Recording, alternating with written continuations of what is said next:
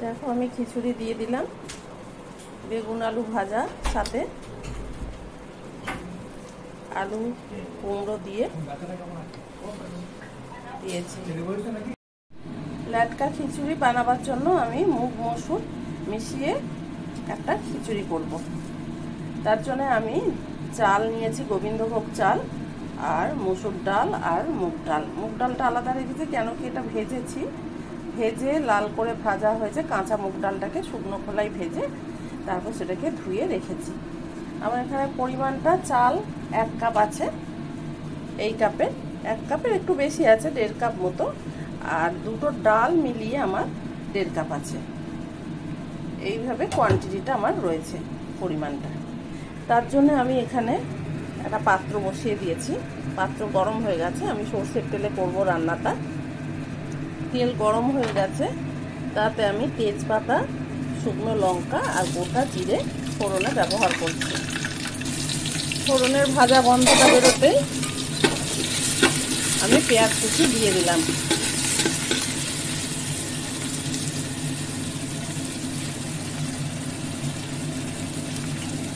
আর এদিকে আমি খিচুড়িতে দেবো বলে কিছু আলু ভেজে নিচ্ছি। পেঁয়াজ লাল করে ভেজে নেব। পেঁয়াজ ভাজা হয়ে গেলে আমি এই মশলাটা দিয়ে দেবো। এখানে আদা, রসুন আর টমেটো, কাঁচা লঙ্কা এক জায়গায় করে পেস্ট করা আছে। যে মশলাটা করে রেখেছিলাম সেটা দিয়ে দিলাম, মশলাটা কষিয়ে নেব। আলু ভাজায় নুন হলুদ দিয়ে দিলাম, আলু ভেজে তুলে নিলাম। ওই তেলে আমি একটু কুমড়ো ভেজে নেব। মশলা আমার ভাজা হয়ে গেছে, এতে আমি জল দিয়ে দেব। পরিমাণ মতো জল দিয়ে দিলাম। তোমরা যদি ভুনা খেতে চাও, ঝরঝরে খিচুড়ি, তাহলে যা চাল ডাল তার ডবল জল দেবে। আর যদি ল্যাটকা খিচুড়ি খেতে চাও তাহলে একটু বেশি পরিমাণে জলটা দেবে। আর এদিকে নুন হলুদ কুমড়োর মধ্যে দিয়ে দিলাম, কুমড়োটা ভেজে তুলে নেব। আমি একটা মশলা রেডি করে রাখলাম, গুঁড়ো মশলা, নুন, হলুদ, জিরে, ধনে। জিরেটা আমার 2 চামচ আছে, আর ধনেটা 1 চামচ, 1 চামচেরও একটু কম।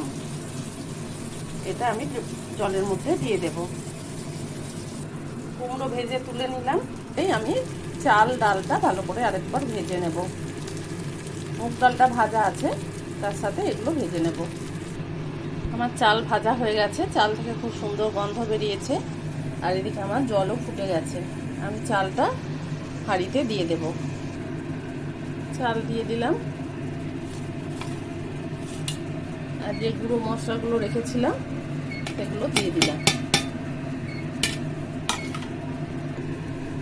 আলুগুলো আমি দিয়ে দিলাম। কুমড়ো ভাজাটা একটু পরে দেব। কয়েকটা এলাচ দিয়ে দেব, এলাচ ফাটিয়ে দিয়ে দিলাম।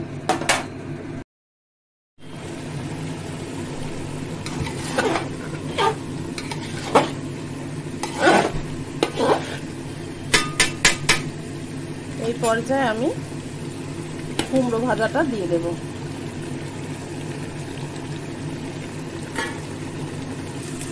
ভালো করে নেড়ে দিতে হবে, তলায় ধরে না যায়, খেয়াল রাখতে হবে। আর নুনটা আমি এই পর্যায়ে দেখে নেব। তেজপাতাগুলো তুলে ফেলে দেব। আমার খিচুড়ি হয়ে এসছে। খিচুড়ি হয়ে গেছে। এই পর্যায়ে তোমরা চাইলে জিরে ভাজার গুঁড়ো ওপর থেকে ছড়িয়ে দিতে পারো, আর একটু ঘি দিয়ে দিতে পারো। আমি এবার নুন দেখে নেবো আর একবার, আর আলুগুলো সেদ্ধ হয়েছে কিনা দেখে নিয়ে গ্যাস বন্ধ করে দেবো। তবে একটা কথা বলে রাখি, যেহেতু মসুর ডাল আছে, চিনি দিলে ভালো হতো, কিন্তু চিনি আমি দিইনি। মিষ্টির সমস্যা, সুগারের সমস্যা থাকার জন্য বাড়িতে আমি চিনি এক্ষেত্রে ব্যবহার করিনি।